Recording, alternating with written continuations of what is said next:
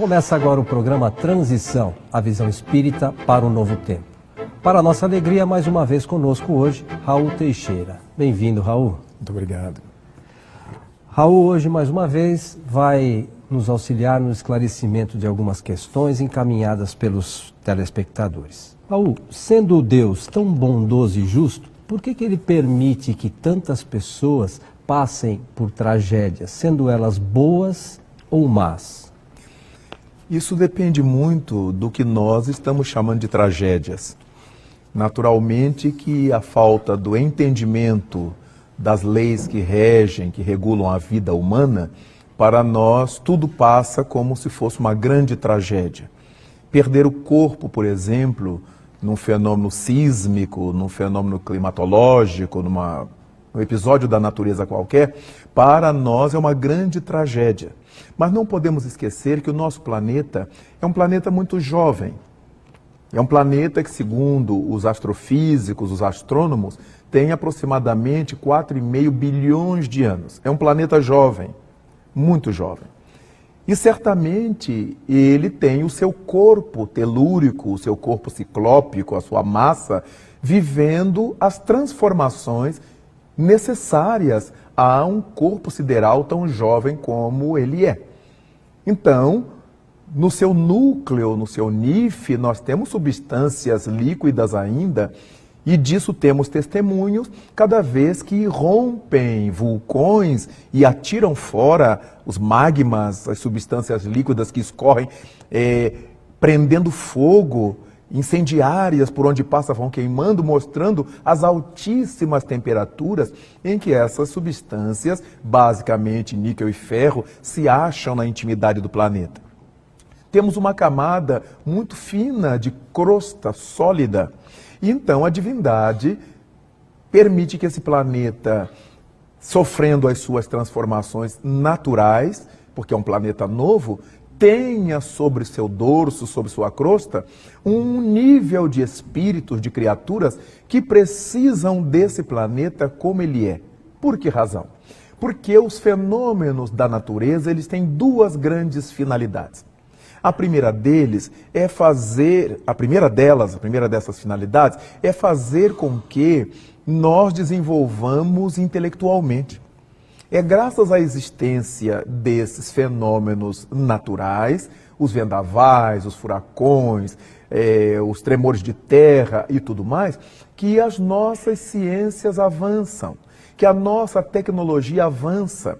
Se nós hoje ouvimos falar em sismógrafos, se hoje nós temos pluviômetros, se hoje nós temos umas tantas outras ferramentas de medição e de avaliação desses fenômenos e um conhecimento teórico bastante avançado, é porque o ser humano, representado pelos cientistas, se debruçou sobre essas ocorrências a fim de dar-lhes uma explicação. Ora, então o primeiro objetivo dos fenômenos que a gente encontra sobre a Terra é desenvolver o nosso lado intelectual, a nossa ciência das coisas, o nosso conhecimento das coisas. E o outro sentido, o outro objetivo é permitir que nós resgatemos os equívocos, os erros que tenhamos perpetrado e que a consciência nos cobre uma correção mais abrupta, mais forte, mais intensa. De modo que, dessa maneira, um mundo de provas e de expiações se configura muito bem, porque quando esses fenômenos nos ensejam a aprender, caracterizam o mundo de provas, o mundo escolar. Quando nos permitem resgatar dívidas, pagar débitos, sofrer, caracterizam o mundo expiatório. Então, Deus não provoca tragédias, Deus promove os fenômenos da natureza. E que só são tragédias na medida em que nós não os entendemos. É óbvio que ninguém fica feliz, ninguém fica contente quando vê seus entes queridos ou as outras pessoas do mundo sendo arrastadas por um vendaval, por um aguaceiro, por uma torrente muito forte, ou sejam eliminadas por uma faísca elétrica no meio do quintal, no meio da plantação, do pasto. Claro que isso nos comove, que isso nos sensibiliza, que isso nos faz sofrer moralmente. No entanto, temos que nos perguntar qual a razão pela qual Deus nos coloca neste mundo. Ele sabia, ele sabe de tudo quanto esse mundo ainda precisa passar em termos geológicos, em termos climatológicos, em termos naturais. E por que é que nós estamos aqui? Pelas necessidades que nós temos, bastante intensas, de aprender para que sejamos deuses de fato, como propôs Jesus, e para resgatarmos as dívidas que temos diante da consciência universal. Desse modo é que Deus permite que nós soframos, mas permite que nós sejamos felizes, permite que nós exercitemos o nosso livre-arbítrio. Imaginemos um pai que tenha um filho com uma séria lesão e o médico diga para que ele fique bom dessa lesão tem que sofrer uma cirurgia. Será uma cirurgia delicada, demorada, um pós-operatório bastante difícil, mas é a grande saída para a saúde. Não existirá pai que impeça que esse filho sofra essa cirurgia, por mais dolorosa que seja a fase do pós-operatório, por mais delicado que seja o tratamento terapêutico, por mais difícil que seja a cirurgia. Então nós começamos a pensar que se o ser humano é capaz de expor o seu ente querido a um tratamento drástico, difícil, como saída para obter a saúde, imaginemos o Criador, que sabe que o nosso corpo físico é temporário, ele é um instrumento para o nosso progresso. Mas o sentido da vida, o objetivo da divindade, não é o nosso corpo físico, é a alma imortal que nós somos, é o ser eterno que nós somos. Por isso nós perdemos o corpo, mas não perdemos a vida. A tal ponto que Jesus Cristo nos disse: não temei aqueles que podem matar o corpo, mas nada podem contra a alma. Porque a alma é que é o ser imortal. De modo que estejamos vivendo na Terra com essa responsabilidade de sermos a cada dia tão nobres, tão trabalhadores, tão operosos, que ele possa ser o nosso último dia. Então nos propõe os benfeitores que a cada dia nós vivamos com a alegria do primeiro dia e com a gravidade, a seriedade do último dia. Porque ninguém sabe nem o dia, nem a hora em que teremos que responder ao chamado de volta. Raul, você mencionou na sua fala sobre o desenvolvimento científico do espírito e o desenvolvimento moral. O que se dá primeiro, o científico se dá primeiro, Raul? Normalmente, o desenvolvimento intelectual da criatura humana é o que vem primeiro. Por uma razão antropológica, Coelho.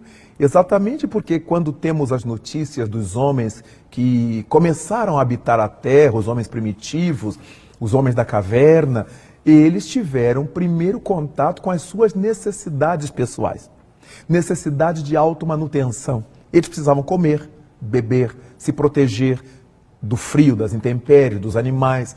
Então, as primeiras faculdades que se desenvolveram no ser humano primitivo foram as atividades intelectuais. Ele precisava aprender a pescar, aprender a caçar. Ele tinha que avaliar a distância que o animal estava da sua flecha, da sua lança, que a ave estava da sua flecha, da sua lança, que o peixe estava dentro d'água. Ele teve que descobrir as leis da física que regem a ótica, porque o peixe que ele via num lugar não estava propriamente naquele lugar. Então, nós começamos a ver que todos os desenvolvimentos iniciais do homem primitivo no planeta foram em nível intelectual. Então isso determinou que o desenvolvimento intelectual nascesse primeiro, viesse primeiro, por necessidade do ser humano de adaptação ao planeta. Após isto, então, é que começam a surgir os pensamentos reflexivos e nasce a concepção moral, o comportamento moral, que os gregos chamaram de comportamento ético, de procedimento ético, o lugar mental, o lugar psicológico onde nós nos situamos. a tal ponto que os gregos chegaram a chamar a ética de morada. Para eles, a ética também representava a morada, o lugar onde se vive, e em termos psicológicos não deixa de ser. Nós vivemos mentalmente dentro do contexto de moralidade que a gente admite, dentro do contexto ético que nós acatamos, de modo que a ética é de fato a nossa morada. Então, naturalmente, pensando nisto, nós desenvolvemos o lado intelectual primeiro. Quando no Livro dos Espíritos Allan Kardec indaga sobre isto, nós podemos achar isso lá na pergunta 780, quando ele quer saber se o homem se desenvolve ao mesmo tempo intelectualmente e moralmente. E os imortais dizem que não. O desenvolvimento moral não acompanha para e passo o progresso intelectual. Primeiro se dá o intelectual. Em seguida, o moral. Por que razão? Porque para que tenhamos progresso moral, nós temos que aprender a discernir, a distinguir, a fazer eleição, a separar o bom do mal, a saber o que é bom e o que é mal. Temos que ter juízo de valor. E isso nós não conseguimos sem o conhecimento intelectual.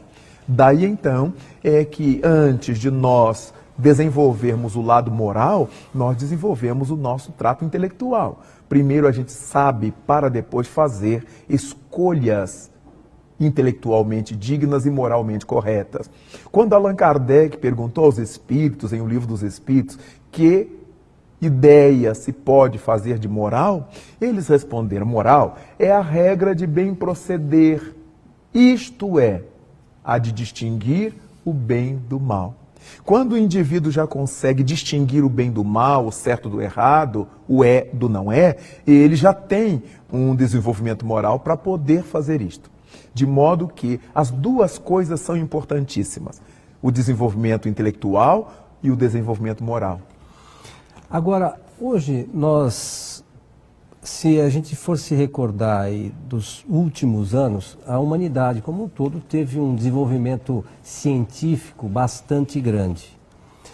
E o moral, nem tanto, né? Muitas pessoas reclamam ou encaminham e-mails falando sobre isso também, né? A gente vê que os problemas sociais parece que se agravam a cada momento.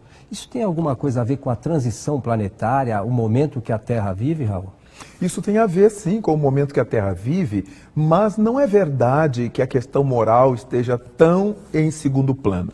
A grande questão é que as mídias, de maneira geral, dão destaque ao mal, dão destaque ao escandaloso, dão destaque ao erro, àquilo que vende. E aquilo que vende é porque gera interesse nas pessoas, o escândalo. Se fala a respeito das crianças que são estupradas, que são violentadas. Todos os dias nós ouvimos isto, vemos isto em todos os aparatos das mídias. No entanto, ninguém cogita das famílias inumeráveis que adotam crianças, dos médicos que atendem de graça as crianças nos seus consultórios, do Dr. Pitangui, que abre a sua clínica no Rio de Janeiro para atender periodicamente as pessoas de graça, sem receber nada. O bem não tem valor. Ninguém dá notícia de um jovem favelado que estudou, que se formou, mas dá notícia do jovem favelado que usa drogas, que vende droga, que assalta na rua. Então vejamos que o problema não é que o bem não exista, é que o mal está muito destacado. Se aprendeu a glamorizar o mal de tal maneira que você não ouve mais notícias boas. E aí o que acontece? Quando alguém acha uma carteira de dinheiro e devolve, isso é notícia de televisão, isso é notícia de rádio, isso é notícia de jornal. O que deveria ser a regra virou a exceção. E as pessoas passaram a adotar o discurso: achado não é roubado, desde que o achado não tenha identificação. Mas o indivíduo acha uma carteira com o documento da pessoa, então ela sabe de quem é. Mas justifica-se por essa proposta materialista que está vigendo nessa atualidade do mundo. De maneira que o bem precisa se mostrar mais. Daí, quando se perguntou no Livro dos Espíritos, quando Allan Kardec pergunta aos Espíritos, na pergunta que recebeu o número 932, por que é que o mal avança tanto na Terra em prejuízo do bem, os espíritos responderam algo muito interessante e curioso. Por culpa dos bons. Porque os maus, dizem eles, são ousados e intrigantes, enquanto os bons são tímidos. No dia que estes quiserem, preponderarão. E é isso que a gente vê. Quando nós queremos fazer uma coisa boa, a gente morre de vergonha. O que vão dizer de mim? Eu vou sair de noite, eu não posso mostrar, não posso dizer. Mas o indivíduo que faz o mal, ele assalta no meio do dia, bota todo mundo deitado no chão, ele prende todo mundo no banheiro, ele está pouco se lixando para a câmera que está filmando. Então o mal é ousado e intrigante. E o bem é tímido. Então nós verificamos que essa é uma realidade deste momento planetário. Nós estamos acompanhando só escândalos, só notícias perversivas, mas as coisas boas que estão acontecendo por aí. Quantos velhinhos sendo acolhidos, amparados, bem cuidados. A gente vê no Rio de Janeiro a Casa dos Artistas, tratando tão bem aqueles velhinhos artistas. Ninguém fala nisso. A gente ouve falar da Casa dos Artistas uma vez por ano na festa junina que eles fazem para angariar fundo. Mas fora disso ninguém fala. Os lares de criança que estão cuidando, educando os meninos, fazendo estudar, transformando meninos e meninas em homens e mulheres de bem, ninguém fala. Então, os homens e as mulheres que fazem as mídias, eles têm grande responsabilidade nessa expansão do mal, porque eles têm os veículos em suas mãos. Eles podem dar um espaço ao bem. Ninguém proíbe que se noticie o mal, mas que esse mal noticiado possa servir à construção do bem. E não noticiar o mal por noticiar o mal. Uma manchete negativa fica semanas, meses sendo falada a mesma coisa. Uma notícia boa, quando ela é falada, é só aquela vez e não há mais outra oportunidade. Verificamos quanto você não sabe das coisas boas feitas no mundo. O lar de criança de Divaldo Franco, na Bahia, por exemplo, a Mansão do Caminho, ele atende diariamente a mais de 3.000 crianças com escolaridade, com comida, com médico, com tudo. Ele banca isso com seu trabalho, com a comunidade que lhe dá apoio. Ninguém fala isto. E pelo Brasil afora, e pelo mundo afora, não se cogita disto. Mas bastou que haja uma notícia escandalosa, vendável, e isto basta para encher todas as páginas, todos os horários. Não há horário para o bem. No entanto, é necessário que quem tem nas mãos essa responsabilidade saiba usar essa responsabilidade, porque senão a gente acaba dando um tiro contra o próprio pé.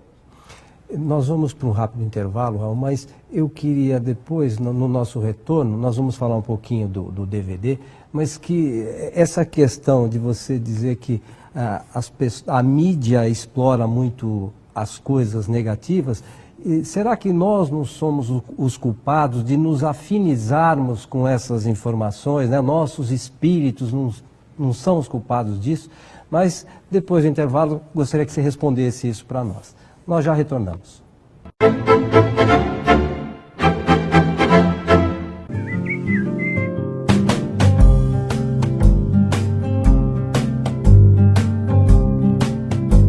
Rádio Boa Nova, a comunicação em prol de um mundo de regeneração.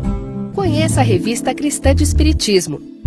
Todos os meses temas como tratamento espiritual, vida após a morte, mediunidade, Chico Xavier, Divaldo Franco e muito mais. Visite nosso site e acesse vídeos e artigos gratuitos. Estamos de volta com o programa Transição, a visão espírita para um novo tempo. Hoje com Raul Teixeira esclarecendo algumas questões, sempre com a visão espírita.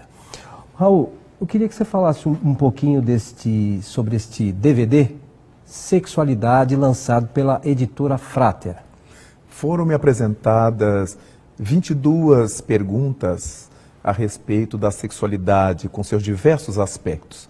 E essas 22 perguntas foram por mim respondidas e foi disso gerado um DVD e um CD com o nome Sexualidade, uma visão espírita, sob uma visão espírita. De modo que as questões são temas de atualidade, são temas muito empolgantes e certamente será útil aos interessados. Então fica a sugestão da sua compra aí do DVD ou CD, né? sobre sexualidade numa visão espírita. Raul, retornando aqui ao nosso tema, eu deixei uma pergunta no ar sobre essas questões das notícias negativas veiculadas pela mídia. Elas não são trazidas e porque as pessoas ficam ligadas, né? Os seus espíritos se afinizam muitas vezes com essas ideias, Raul? Existe o sim e existe o não. Normalmente, os espíritos que estamos reencarnados na Terra, ainda temos o pezinho muito mais no menos do que no mais. Mas estamos na transição evolutiva. No entanto, verificamos que a sociedade é muito moldável. Aquilo que você oferecer às massas, a massa vai gostar. Se você trouxer uma coisa boa, a massa vai passar a gostar de coisas boas. Se você trouxer coisas ruins, a massa se adaptará às coisas ruins. Recordo-me de que há alguns anos tínhamos no Brasil, no Rio de Janeiro, São Paulo, um projeto de música ao ar livre e juntava muita gente. Populações imensas, grupos enormes de pessoas para ouvir Isaac Karabichevsky, regendo a orquestra sinfônica brasileira e apresentando maravilhas do clássico, do popular, e o povo gostava. E não havia espaço mais que coubesse tanta gente. Mas na medida em que não há verbas para fazer coisas boas, só há verba para o nível da ralé, o nível mais baixo, então o povo vai se tornando ralé, intelectualmente falando. E moralmente falando também. Na medida em que você só noticia coisas ruins, o seu psiquismo vai se ajustando às coisas ruins. Você começa a ter medo de sair de casa, você começa a ter medo de conversar com as pessoas, você começa a ter medo de ser amigo das pessoas, você começa a ter medo. Na medida em que se oferecer às criaturas uma campanha de aproximar do outro, de ser fraterno, de ter segurança nas ruas, de saber dirigir bem, de dirigir com cuidado, agora nasce a campanha de você respeitar o pedestre. Então são coisas boas que vão reeducando as comunidades. Os veículos de comunicação, quaisquer que eles sejam, eles têm muita responsabilidade nessa massificação das ideias. Nós sabemos que, historicamente, a humanidade é massiva. Então, se surge um líder ou uma liderança que joga a criatura para a esquerda, ela vai para a esquerda. Para a direita, ela vai para a esquerda. Para a direita. Então, dessa maneira, nós precisamos aprender a usar o tempo de que dispomos na Terra para falar do mal que precise ser corrigido, mas para destacar o bem que necessita ser vivido. Ligada a essa questão ainda, isso é uma pergunta encaminhada também por um telespectador. Ele diz assim: por que tantas pessoas se preocupam tanto com a morte, Raul, na sua visão, é claro? Isso é muito natural, é muito esperado, porque nós somos dotados do chamado instinto de conservação. E a divindade nos dotou desse instinto de conservação exatamente para que nós pudéssemos cumprir o nosso papel aqui na Terra. Se nós não tivéssemos esse instinto de conservação, qualquer desgosto a gente deitaria e quereria morrer. Siga o enterro. Nós não enfrentaríamos as enfermidades, nós não enfrentaríamos o baixo salário, a gente não enfrentaria o inimigo, a gente não enfrentaria o mau tempo. A gente morreria, seria tão fácil fugir. No entanto, como temos um programa de vida a executar aqui na Terra, como temos compromissos a levar adiante aqui no mundo, nós carregamos nesse instinto de conservação o desejo de não morrer. A pessoa está doente nas últimas, mas está se agarrando à terapia, a um tratamento, à rezadeira, ao padre, ao curandeiro, a quem possa ajudá-la. Vejamos que é um instinto de conservação. Esse medo da morte corresponde a uma necessidade que a gente tem de ficar aqui. Todo mundo reclama que a vida é difícil, que a vida é dura, isso, aquilo, mas está todo mundo aqui. Ninguém quer ir embora. E nós ficamos muito confrangidos diante da morte de alguém. De forma que a esse instinto, a essa coisa natural do instinto de conservação, cabe bom senso.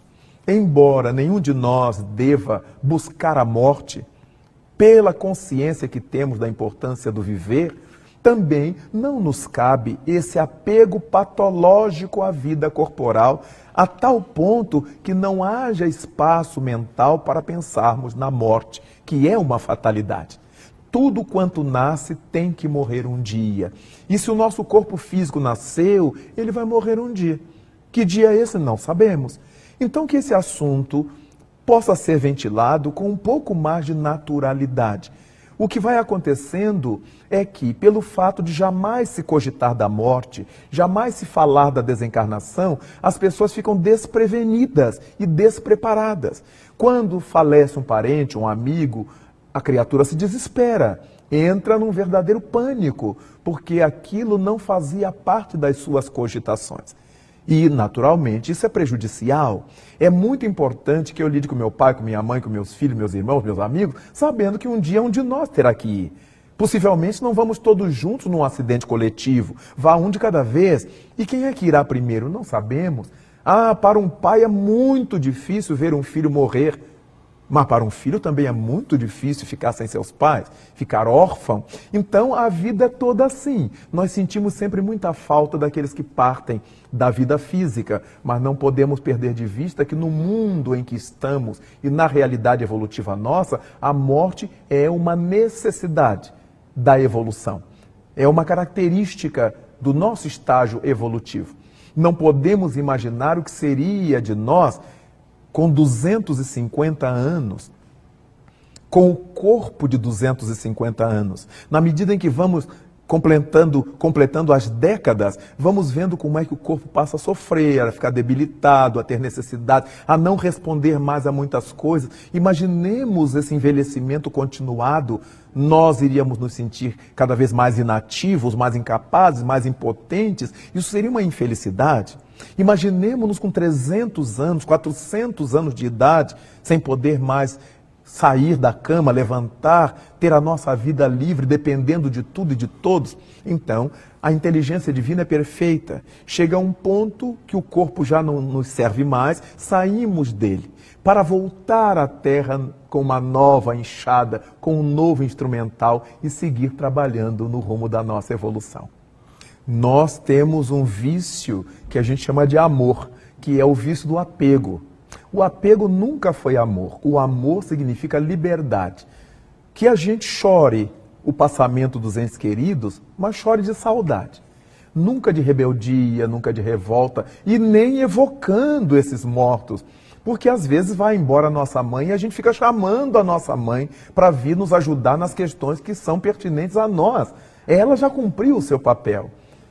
Agora, cabe a nós darmos conta da nossa vida aqui na Terra, de modo que chorar de saudade faz parte da nossa estrutura humana. É salutar para o espírito que recebe essa energia de saudade, porque eles também, no além, sentem saudades nossas.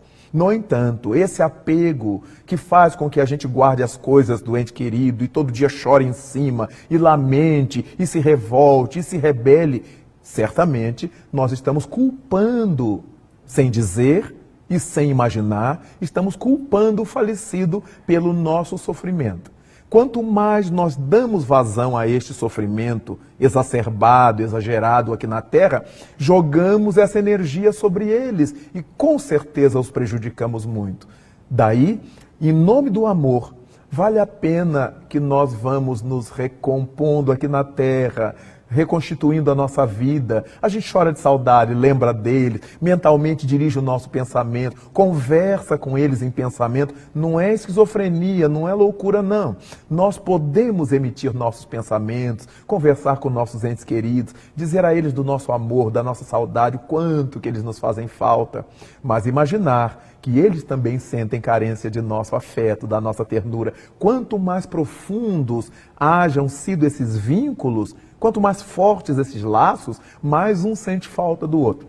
Mas isso não significa que nós vamos ficar choramingando em cima da memória do outro, a ponto de perturbá-lo no mundo dos espíritos. Que seja a nossa lágrima um cântico de carinho, de ternura e de saudade, nunca de desespero, de revolta ou de maldição. Raul, os nossos agradecimentos a você por todos esses esclarecimentos trazidos nesse nosso programa. Esperamos contar com você outras vezes. E aos nossos amigos de casa, fica o nosso abraço. Esperamos também a todos no nosso próximo Transição, a visão espírita para um novo tempo. Até lá.